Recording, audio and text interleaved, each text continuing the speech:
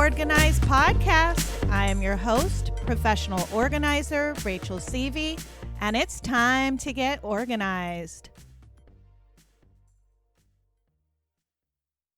Hey, collectors. Welcome to Perfectionism and Clutter. It's a paradox. And a lot of people wonder, how can someone be a perfectionist and still have a lot of clutter or even be a hoarder? I touched on this issue several years ago, and a few of you have asked me recently to cover it again. It's perfectionism and how it can really hold you back from becoming organized. I think this is a very important topic. I have a lot of clients that struggle with perfectionism, past clients, current clients, I'm sure future clients. So it's a very important topic, and it's something that definitely holds people back. So in the last podcast, it was called OCD, Perfectionism and Clutter, or some variety of that or variation of that. And I covered perfectionistic people. They had piles of laundry. None of it would get done because everything had to be ultra specific. And I'm not even talking about sorting out colors, not just sorting out lights and dark clothing and linens from regular clothing or undergarments.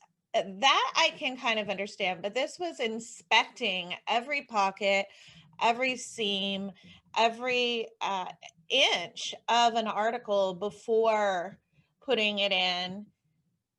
Oh, and of course it was being sorted perfectly as well. I mean, I spoke about just perfect folds and people folding their clothing just perfectly and having it in the perfect spot. And, I hate to be the bearer of bad news, but living like this perfectionism, these perfectionistic thoughts and beliefs are really what are holding a lot of people back. And not just back from getting started at all, but get back from moving forward. You might have just a little upset that made things not so perfect, and then you've completely given up. And it's called all or nothing thinking as well. And perfectionism and all or none thinking can go hand in hand quite a bit, especially when if everything has to be perfectly processed from A to Z and to a T, or where you hold it as perfect in your head, then most likely things around you are not getting done. So it's all or nothing. It's either this meticulous way of doing things or not doing anything at all. And that's where a lot of you end up with these perfectionistic tendencies, as well as a lot of clutter, because if it's not perfect, then why not do it at all? So it's that all or none thinking. And if that doesn't sound familiar to you, then let me introduce you to all or none thinking, because I actually think you've been friends for a while. But if you haven't met yet, that's kind of my example of all or none thinking from perfectionism. I also discussed intricate mail processing, people that have to scratch their name out of every little thing that comes to their house, or micro sorting recyclables so much that you're, using a razor blade to get the sticky part off of a soda bottle, and things that really make it hard to manage the daily just influx of things like soda bottles and mail and washing your clothing, things that become so perfectionistic that none of these things, none of your chores, none of your cleaning or organizing or decluttering, none of it is getting done because it's not perfect. And so why even do it if it's not going to be perfect? So I know that these kinds of thoughts and beliefs are holding you back, and I really do think it's one of the high items on the list of things that hold people that I work with back, is just having this vision that's so perfectionistic of how they should live and what their house should look like, and they're never going to meet it. And so I've got some tips for you. I've got a little bit of insight for you. Hang in there. Another thing that I touched on briefly was OCD. And so I'm not talking about OCD on this episode at all. That should definitely be treated by a therapist. And I'm not talking about high achievers either. So I kind of feel like I fall into that category more so than a perfectionist when it comes to organizing. Um, High achievers will hold themselves to high standards, sure, but failure doesn't make us stop. Failure just makes us want to improve, and we see it as a lesson, and we don't take it so personally. So someone could be a high achieving organizer like me and feel great about the way their home is organized, and it's not perfect or what other organizers homes might look like, or Pinterest or things like that. So, and I'm okay with that. I still feel like a high achiever, and if anyone gave me any feedback, I would totally see it as either helpful or not, but I would see it as a lesson. So I'm not talking about wanting to get things done and getting them done quickly. I'm talking about people that hold themselves to such high standards and want everything so perfectly organized in their home that nothing gets done. So if that feels like you, stay tuned. I also looked up the dictionary.com. I like to do this definition of perfectionism. And it's a personal standard, attitude, or philosophy that demands perfection and rejects anything less. I thought that was kind of intense, so I'll read it again. The dictionary.com definition of perfectionism is a personal standard, attitude, or philosophy that demands perfection and rejects anything less. So that is pretty intense. I do understand if you feel like that and why you really haven't been able to move forward. Some other examples of perfectionism include, wanting to have the perfect container that you saw on TV or you saw at the Container Store. And you always want to have a perfect container for the perfect time because, containers equal organization. And really, this just results in an overload of organizational supplies. And a lot of people don't have anywhere to store them or really don't end up using them, but they've invested money. So I actually don't suggest rushing out to buy the perfect container. It's really not the main focus of our work together, let's say. Maybe one day in life you can. I still have yet to run out to buy the perfect container. But like I said, my house is pretty minimalistic, so I don't really need to contain things. Now I have containers and I do like containers, don't get me wrong, but I have yet to run out to find a perfect container for a certain thing. I'm usually able to have something that I use around the house that I can repurpose. Or so if you feel like you're wanting to have the perfect container or, all clear containers or nothing else, then that could definitely be an example of perfectionism. Another example would be, spending an hour writing or rewriting something that could be easily sent in a text or a quick couple sentence email, but instead you're writing and rewriting it because you're wanting to say the perfect thing, and then you're wondering if the person that's receiving that email won't think it's perfect, if that makes sense. Another example would be holding yourself to unrealistic standards and comparing yourself to other people, like movie stars or things you see on TV. So you're holding yourself to these totally unrealistic standards. And in general, they're probably unrealistic. I can tell you how people live, and 99% of the people, at least that I go into their homes, do not live these amazingly perfect lifestyles. And I do go into a lot of homes that aren't hoarded or that aren't overly cluttered, and a lot of big homes and a lot of wealthy people here in the Bay Area. And I go into their homes as well. And really, it's definitely unrealistic to think that a certain type of person or that all people live like people do on TV. So if you're holding yourself to unrealistic standards and comparing yourself to other people, you might be a perfectionist. You might avoid organizing or cleaning because, it's pointless to make an effort. if it's not perfect. And you're definitely focusing on the end result versus the process. And that's something I'm actually going to get into more later on in this podcast, but focusing on the end result instead of the process. And the end result is usually just some ridiculously, perfect idea of how your home should be organized. And another thing that people that are perfectionistic do is they avoid having people over for the fear of being thought of as less than perfect. And that's really sad.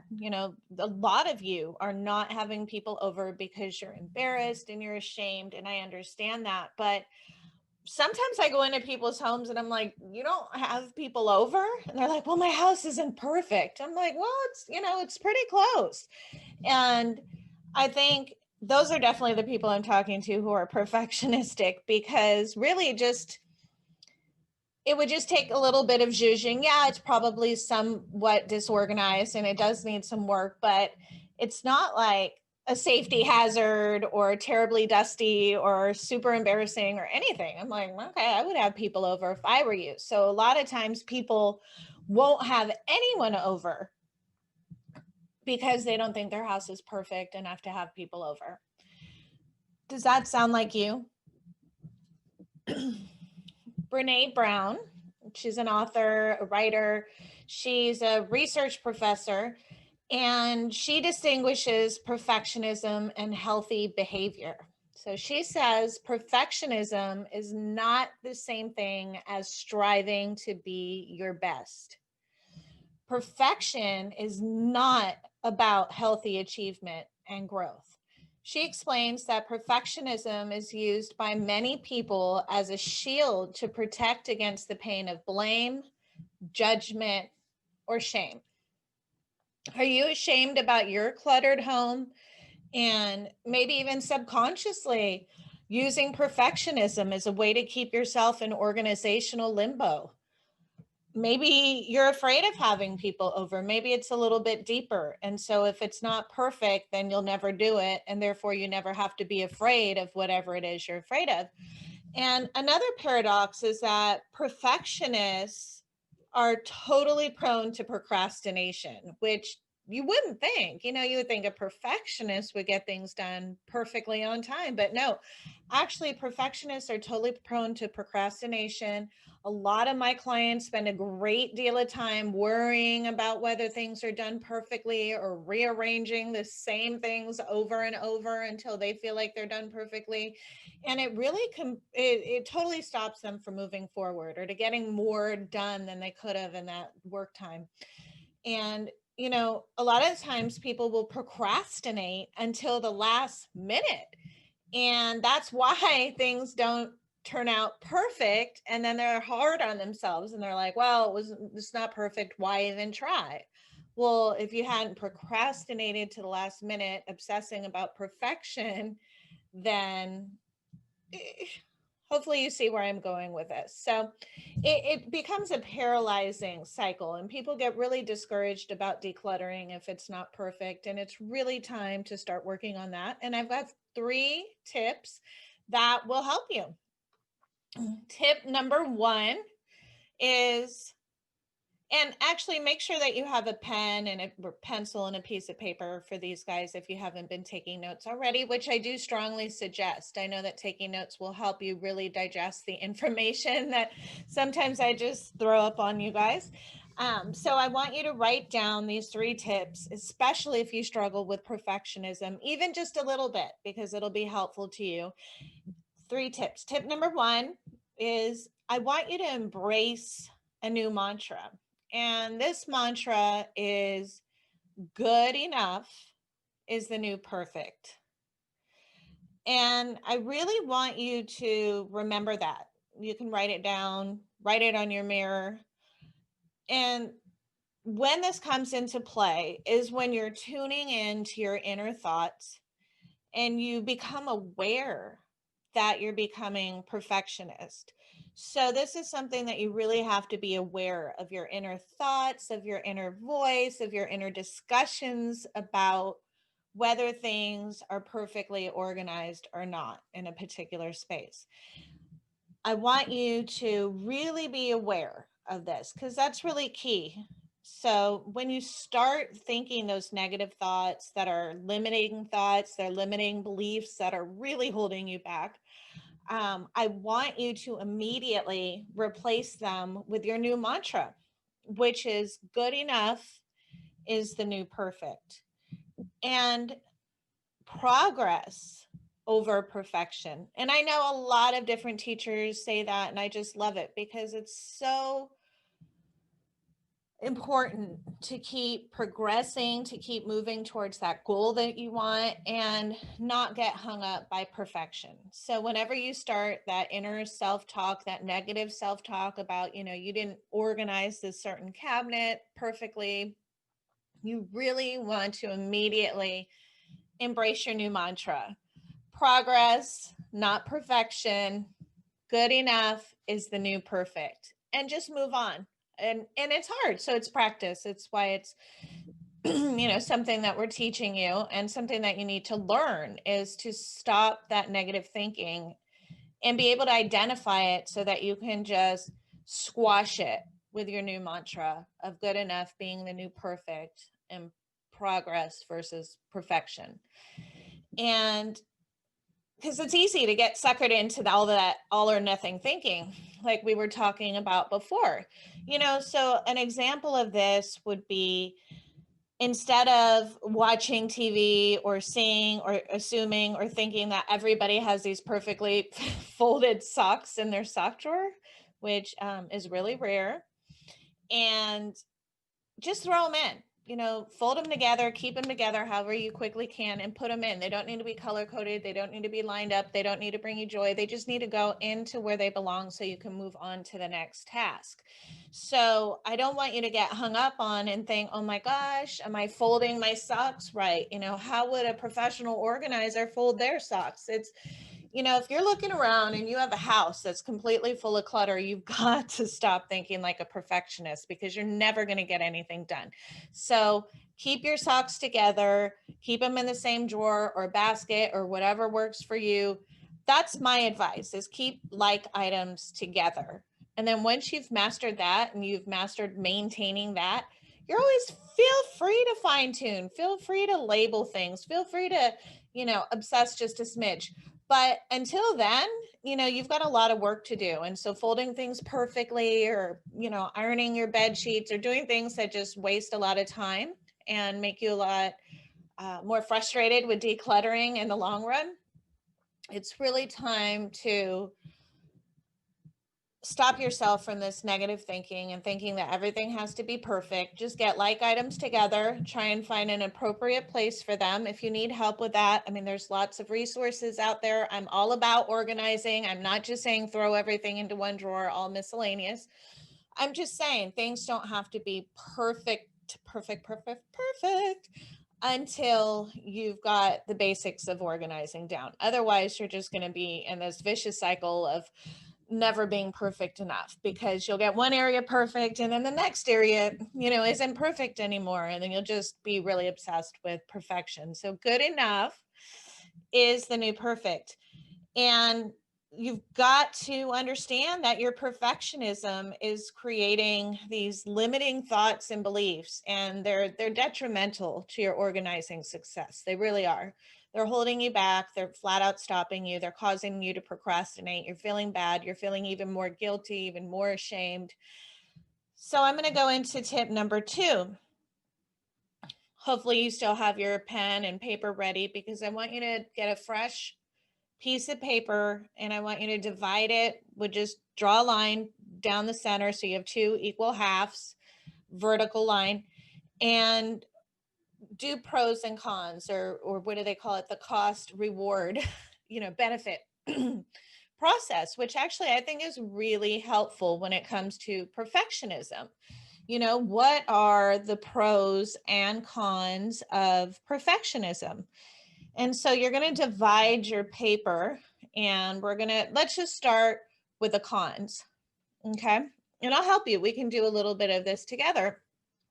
So or the costs, or however you're going to label it. What is it costing you to be a perfectionist? Let's start, way up at the top. I would say, nothing gets done. That's a biggie. And let's see, another hot item is you're suffering. You're suffering because of your clutter, and your perfectionism is holding you back from getting organized. Um, let's see, more cons. Wasted time of being a perfectionist. Think of all the time you've wasted of thinking or planning for or buying and trying to create this perfect, organized, whatever it is.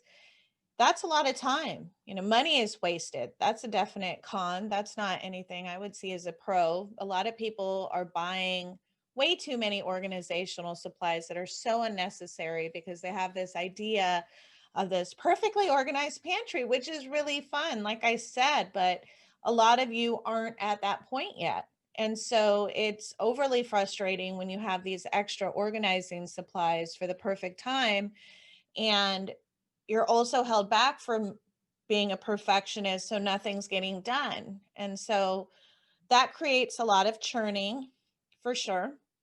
So we could put churning underneath the cons. Friendships. I mean, being a perfectionist has caused you to not allow anyone into your home. So maybe it's caused you some relationships. Maybe you could be closer with friends or family members if you weren't such a perfectionist, if you would just let people come over and enjoy spending time with you, which is what it's all about.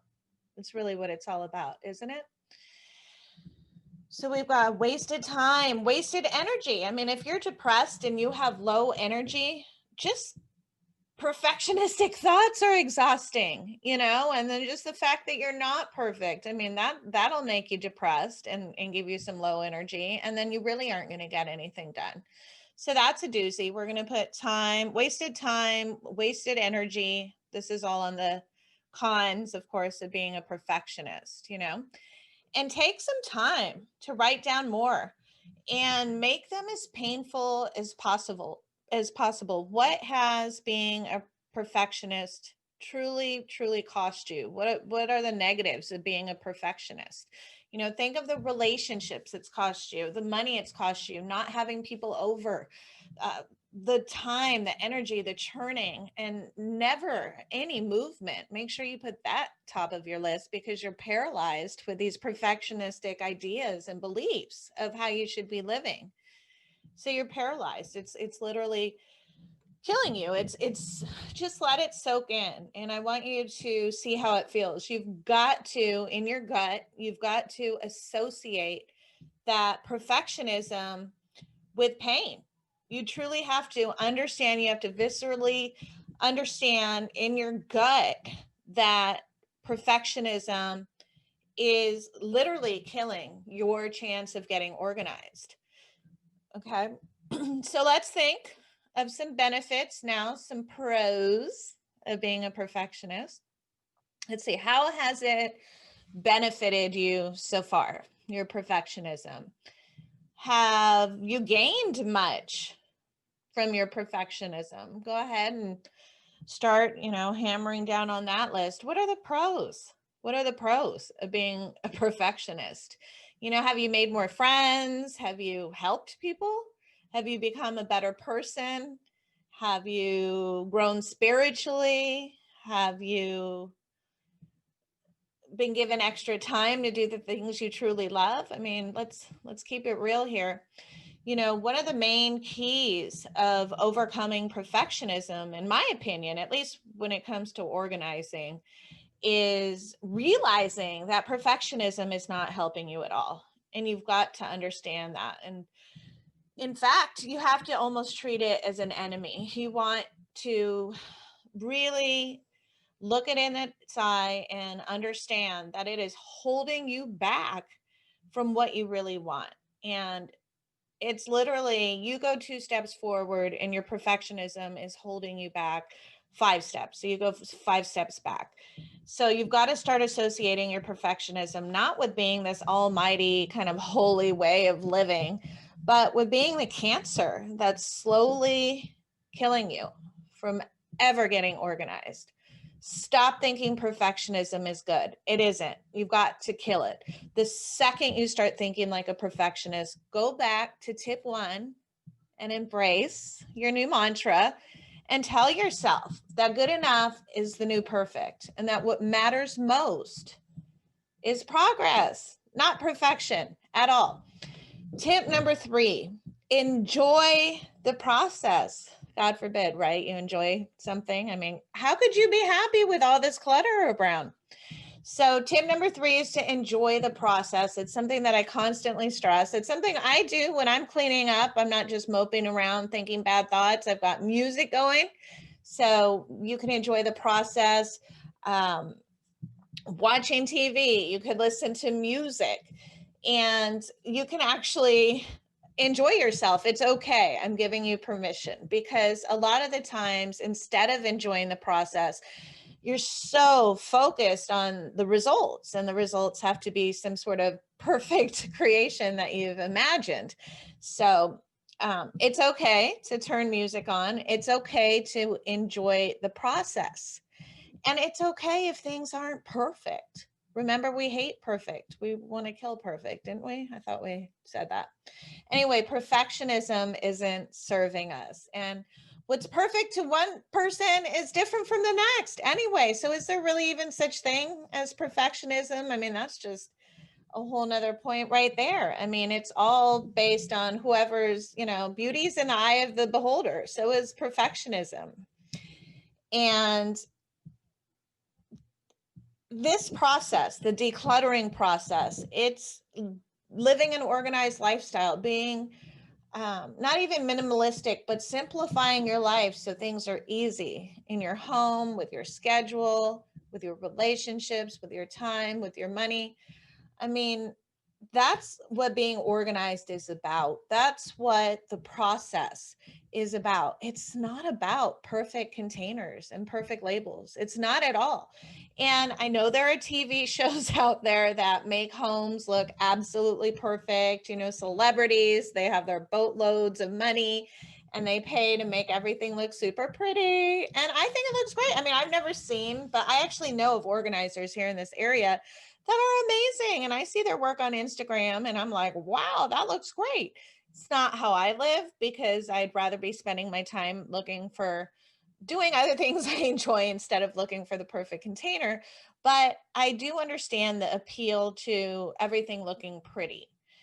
But you've got to realize that a lot of the times on TV, it's celebrities, like I said, with a lot of money, and they're spending a lot to make everything look pretty. And then they have people that maintain these things for them. It's not like normal people living normal lifestyles, or whatever normal or perfect even is. I mean, right? So stop comparing yourself to these, Beverly Hills or housewives or wherever, and start moving forward and going through your stuff. This isn't a TV show. Nothing has to be super color coded and super fancily organized, anything like, I don't even know if fancily is a word, but, Martha Stewart, she has help. She has a ton of help. She's on TV. They have a whole production staff. Okay. Beyonce, I mean, she's not fabulous all on her own, just cleaning her and mopping her floors. I mean, come on, Oprah, these people, they have help. They have boatloads of money and they have a ton of help, and they have the best of the best help. And a lot of you listening are not that lucky, or whatever you think it is. So stop comparing yourself to these perfect people that you've conjured up in your mind, that everybody lives this perfectly organized world, or what you see on Pinterest. A lot of those people have help, or they spend or it's their career to make things look good on Pinterest. They don't have lives. They don't have other jobs. Some of them don't have families. Some of them are just, stop comparing yourself to anyone, especially people that you think are perfect, because 9 out of 10, they've had a lot of help achieving that sort of a look. So I will repeat, sorry, I'm looking at my notes. I will repeat the organizing process. It's not about perfection. It's about enjoying the process. And to me, the process is more about giving things away to people in need or simplifying your life, making things readily available to you when you need them so that you don't have to purchase more or spend time looking for things. It's about giving. It's about maybe somebody out there really wanted that blouse and you haven't even worn it in years. It's about that kind of a connection, about giving things away. Sharing your abundance is so much more important to me than finding the perfect container. It's so much more important that you start to understand yourselves better and learn more about yourselves as you're going through your belongings and you're growing and you're just feeling great about the process because you're letting things go. That to me is so much more important than everything being perfectly labeled. And so you really have to remember that it's okay to enjoy the process. It's okay to listen to music. It's okay to feel good about giving things away to people who are in need. It's a good thing. Enjoy the process. You're doing good for yourself, you're doing good for other people. You are doing so much more if you're progressing than you are when you're paralyzed in your perfectionistic thoughts. So, hopefully, hopefully these tips will help you when you get stuck. I had a client ask, and if I could make this into a 3-hour episode. This is actually kind of long for me as an episode already because I like to make sure that people stay focused, that they listen to my podcast, and maybe then they have more time to declutter after. So I think this covers it as much as I can. Hopefully, it's a little bit more in depth than the last one I put out, which I didn't really get into any tips for overcoming perfectionism. So hopefully you feel a little bit better about that. And it's really, tip number one, just kill those perfectionistic thoughts, and replace them with your new mantra. And I'd love if you just wrote it down, stuck it up on your mirror, put it on your phone as a reminder. You've really spent a lot of time stressing out and trying to be perfect. So you've got to kind of reverse that with your new way of thinking. So anytime you're hard on yourself for not being perfect, immediately change that thought: progress versus perfection. Close that drawer, take a deep breath, move on. Tip number 2, this is a nice one, is to divide pros and cons. Being a perfectionist, what can you come up with that's a pro? I couldn't. If you can come up with a pro, then email me at hoardganize@gmail.com because I can't think of any. And then tip number 3, which was enjoy the process, sing, be silly. If you find something that you've been looking for, I love when people, oh, my hat, I haven't seen that in a long time, and they put it on. Next thing they've got a scarf that they haven't seen in a long time. They put that on. Oh, my lipstick. Let me try it on. Do I like this shade? They've got a hat, they've got a scarf on, they've got lipstick. Have fun. Enjoy the process. Seriously, it won't kill you. I also would love to hear how you're doing in the December decluttering challenge. Currently, we're in the kitchen. We've already done the master bedroom and the bathroom, but feel free to tackle any area of your home this month. We've got a great Facebook group going. We've got a Facebook page going for the podcast. People are sharing. People are very supportive of each other. I'm super happy with the way this challenge has come out. And we'll be doing another challenge in January, and it'll be a little bit easier. We'll go into 2021 with being able to get rid of some recycling and trash. I was a little bit hard in December with only donating, and gosh darn, COVID is making it really hard to get things out the door. Oh my goodness, right? I mean, here in California, we're pretty much shut down. So getting things to a donation center is has been a little bit tricky, but some places are open at like 20% capacity. And anyway, so I know that COVID has made it kind of hard. We had some listeners, in different parts of the country that are completely shut down and there's nothing but essential stuff going on. So they're not able to drop anything off. I did learn through our group that there's a buy nothing. Does that ring a bell? Gosh, I should have written it down. I believe it's called Buy Nothing. And it's a Facebook group. And it's a group where you can just put free things outside of your door and someone picks it up, which kind of sounds like free cycle or free items on Nextdoor. But there are ways to get rid of things. And so in January, it'll be a little bit easier. If you have things to throw away, then those count too in the challenge. If you are watching this on YouTube, I can't wait to show you what next year will be looking like. Stay tuned. Make sure you're subscribed. Turn on your notification bell. You're not going to want to miss any of these new episodes and any of the new changes that are going on in the podcast visually. And if you're listening to this, same thing, make sure you're subscribed because there are going to be a lot of fun changes on the Hoardganize podcast, lots more interaction on the Hoardganize Facebook group. And I hope that you guys are all staying safe. Until next time, collectors. And remember, happiness is a place between too little and too much.